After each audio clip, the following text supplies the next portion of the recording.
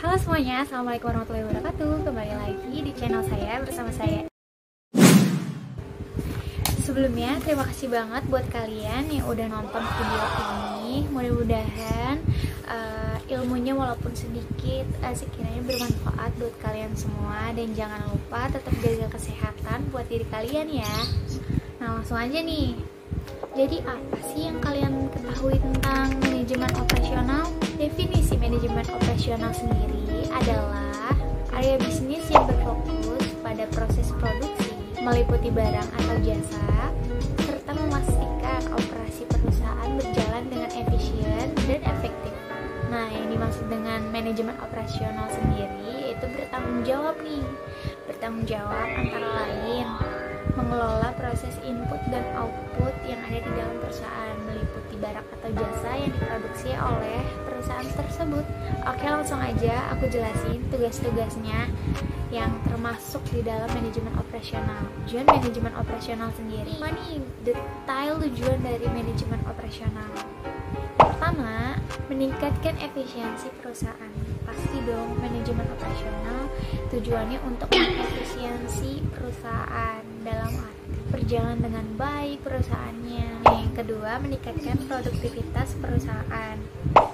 Yang ketiga, mengurangi biaya pengeluaran perusahaan sebagai kegiatan yang diselenggarakan oleh perusahaan tersebut. Keempat, meningkatkan kualitas perusahaan. Dan yang kelima, mengurangi proses waktu produksi.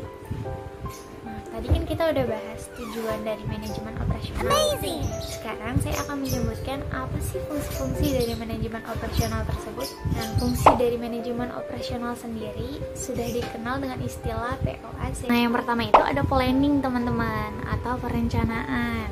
Planning itu adalah rencana ya, teman-teman, perencanaan. Bagaimana kita untuk membuat produk itu sendiri sampai kita memasarkan kepada konsumen dan kita menjualnya kepada konsumen, itu yang disebut planning. Karena planning tersebut merupakan langkah awal yang menjadi pengaruh total ya bagi perusahaan tersebut ingin maju atau berkembang ke depannya. Nah, harus ada planning yang tepat pastinya.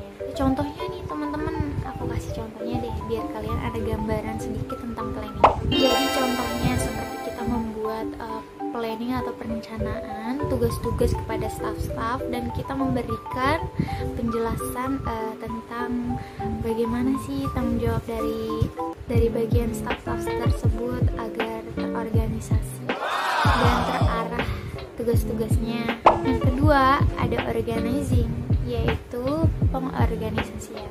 Apa sih pengorganisasian? Oke, aku jelasin lagi nih. Yaitu mengatur sumber daya manusia dan sumber daya fisik yang dimiliki agar bisa menjalankan rencana-rencana yang sudah diputuskan di awal untuk mencapai tujuan tersebut. Dan pengorganisasian juga bisa untuk memudahkan manajer untuk mengawasi dan menentukan orang-orang yang tepat pada bagian yang tepat juga. Contohnya nih, tugas apa yang harus dikerjakan, siapa personel yang akan melakukannya, siapa yang bertanggung jawab, bagaimana tugas yang dikelompokkan. Nah, itu caranya. Nah, itu contoh dari pengorganisasian. Yang ketiga ada actuating atau pengarahan. Actuating adalah upaya untuk menciptakan kinerja yang dinamis, sehat, dan agar kinerjanya lebih efisien dan efektif. Contohnya, ada membimbing dan memberi motivasi, memberi tugas dan menjelaskan secara rutin tentang tugas-tugas pekerja, dan memberi motivasi semangat kerja kepada karyawan yang bekerja. Yang terakhir, yang keempat adalah controlling atau pengawasan, teman-teman, yaitu upaya untuk menilai kinerja yang didapat dan mengevaluasinya lagi apakah ada yang kurang atau yang diperbaiki untuk mencapai tujuan bersama. Mungkin itu teman-teman yang saya dapat sampaikan tentang fungsi-fungsinya. Ada planning, organizing, actuating, dan controlling. Mudah-mudahan kalian juga bisa mengerti. Walaupun saya masih banyak kekurangan ya, mohon maaf.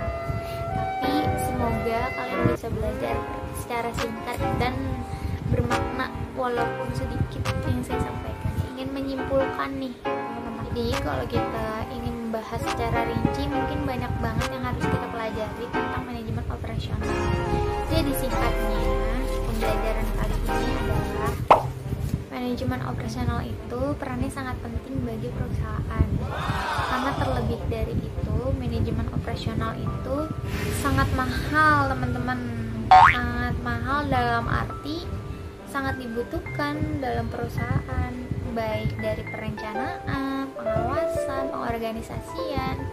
Itu sangat penting karena untuk menjalankan suatu perusahaan yang efektif dan efisien dibutuhkan manajemen operasionalnya yang hebat juga. Jadi jika bisnis kita ingin berjalan dengan sukses, kita perhatikan dulu manajemen operasionalnya, apakah sudah betul ataukah ada yang kurang ataukah banyak yang harus diperbaiki. Jadi dari manajemen dari dalam perusahaan tersebut kita harus melihat sisi manajemen operasionalnya, apakah sudah benar atau belum atau banyak kekurangan.